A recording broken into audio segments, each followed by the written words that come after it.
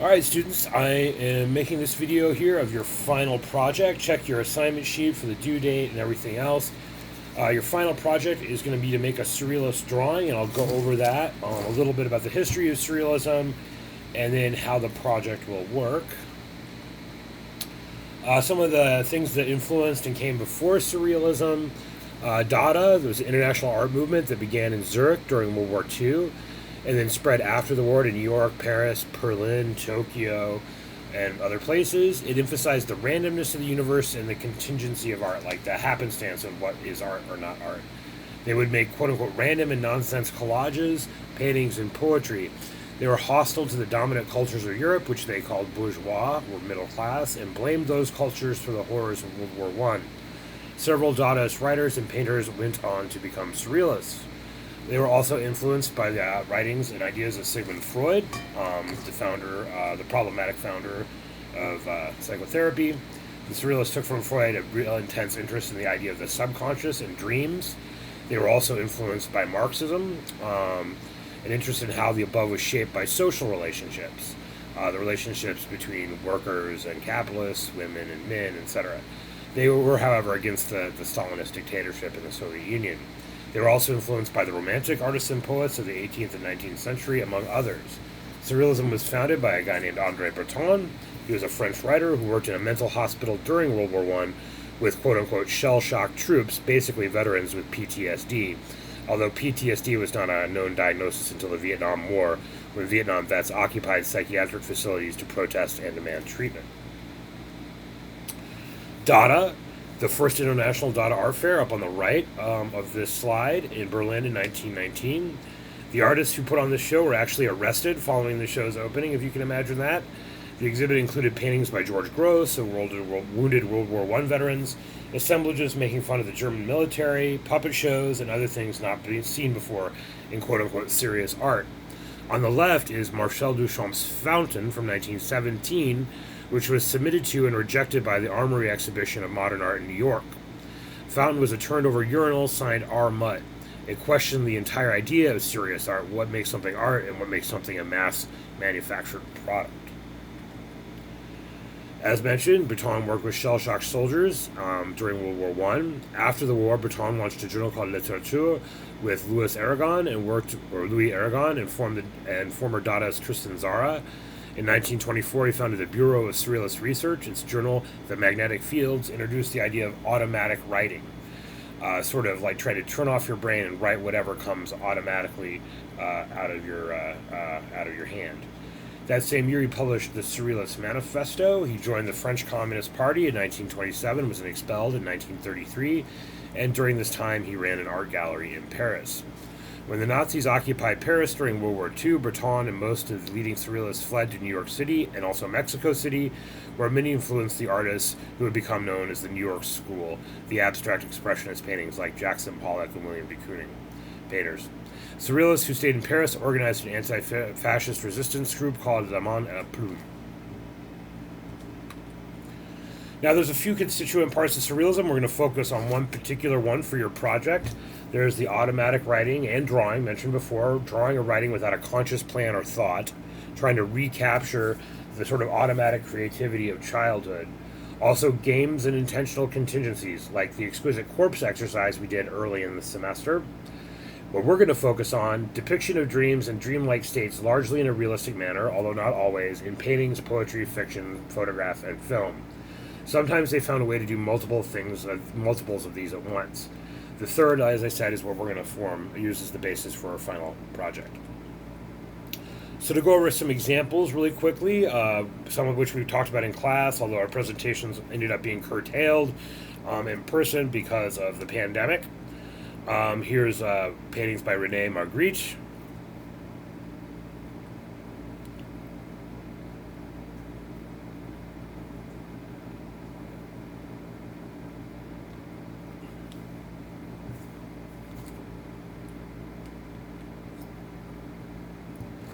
Here are some paintings by Remedios Varo.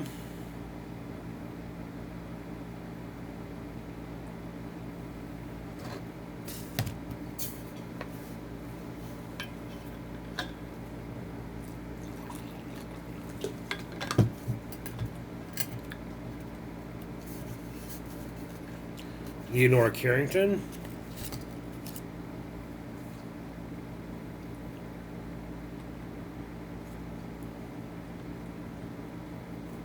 Max Ernst.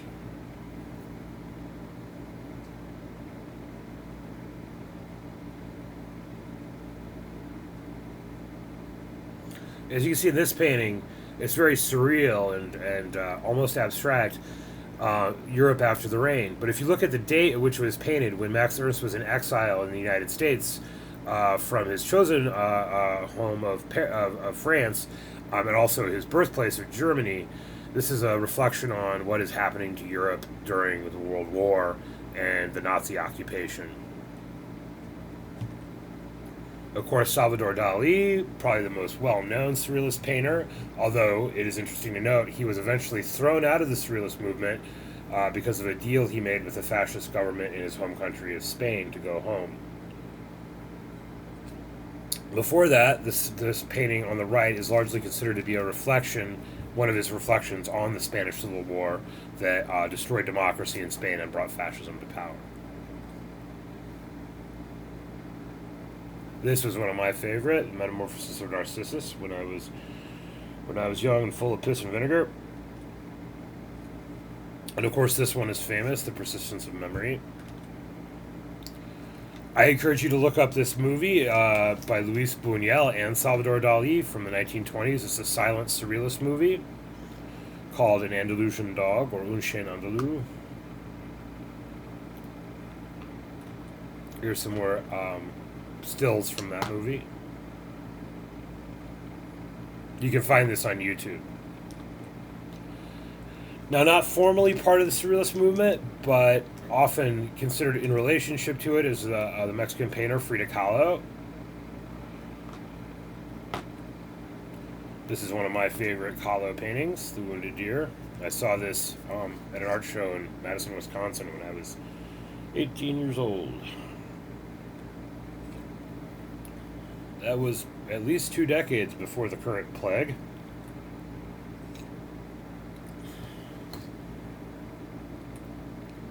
Man Ray, an American photographer who spent most of his career in Paris. He belonged to both the Dada and Surrealist movements. He's best known for his photography, like in this instance, The Glass Tears. Or André. André was a French painter. Ingres violin. Merritt Oppenheim. She was a Swiss artist. You can see a self-portrait she did of herself using an X-ray on the left, and on the right is one of her objects that's most well-known, Breakfast in Fur. It's a fur-covered cup, saucer, and spoon.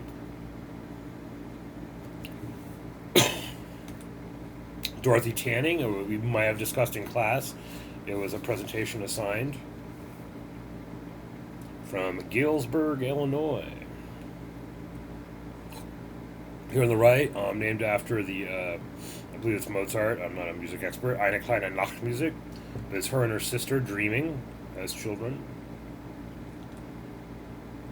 Now, drawing 1 is focused on mimetic drawing, as you all know, drawing from life, realistic drawing, trying to break things down into value, shape, measuring the distance of things, using perspective, and so on to create realistic images of the world.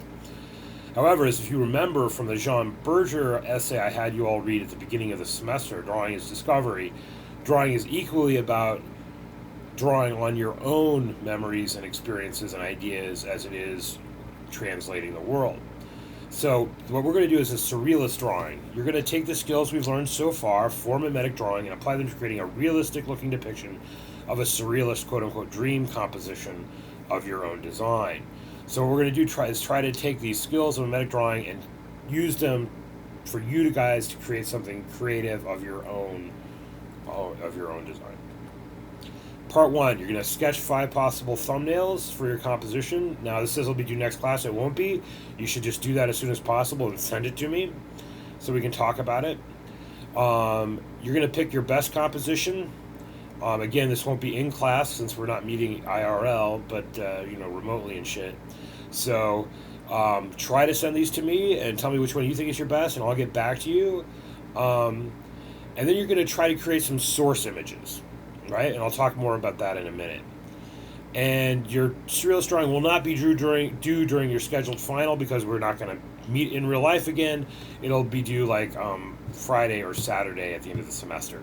I'll put that into the assignment sheet that I'm going to send all of y'all today. I'm recording this on a Sunday. You should spend at least 10 hours working on this outside of class. If you can't quite get to 10 hours, at least do 8 hours if you can, all right? All right, for your source images, you can set up a tableau, a scene, and take a photograph like on your camera or your phone. Try to do it in black and white and use that as the basis for your drawing. Like a tableau is sort of like a, think about like a mannequin display at a store or a window display like at old department stores back in like the 50s and 60s before shopping malls killed the department stores, before shopping malls were killed by like Walmart, and before Walmart was killed by like, you know, Amazon, whatever.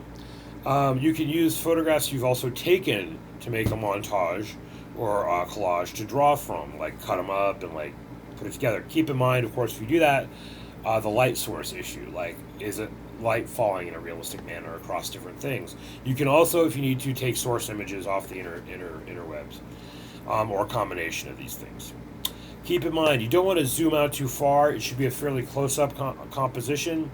Because while we're using both the internal and external aspects of drawing, the final project should look realistic. I don't want the idea of a tree, you know, I want the tree as it actually is, as we did with our tree assignment. And if you zoom out too far, this is usually far more difficult, especially with paper, if you don't have the bigger sheets of paper, and so on. Make it interesting, but don't make your composition so complex it's difficult to complete and complete on time. And you want to make a collage. If you make a collage or montage, the drawing still, as I said, still needs to look like it exists in real space. It should not look like a drawing of a collage. Think about lighting and value. What's the light source? Do the shadows make sense? Do the scale of the objects make sense? And so on. For example, take this anti-fascist photo montage by Jean Hartfield, who was one of the pioneers of photo montage from the 1930s. Remember, this is before Photoshop. This is all done with negatives in a darkroom, right, to create these images.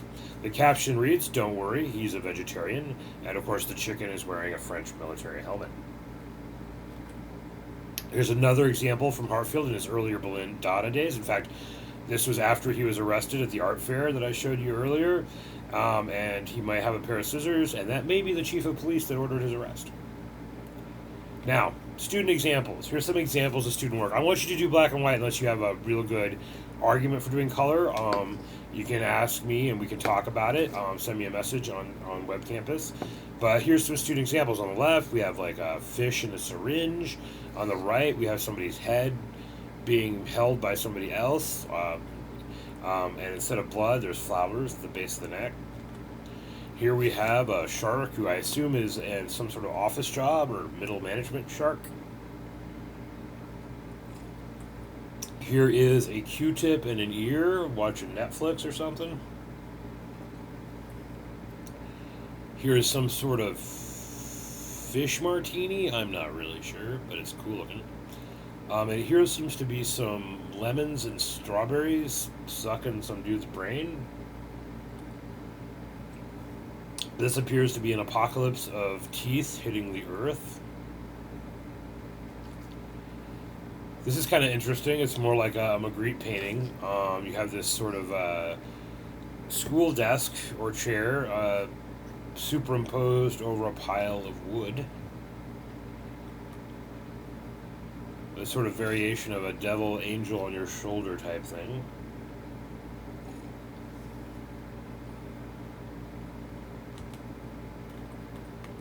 A melancholy.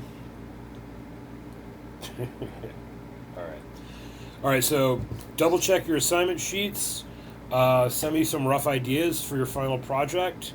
And try to like take some source images off the internet or take them yourself. And again, I will be available to talk about your projects and everything else at the usual times.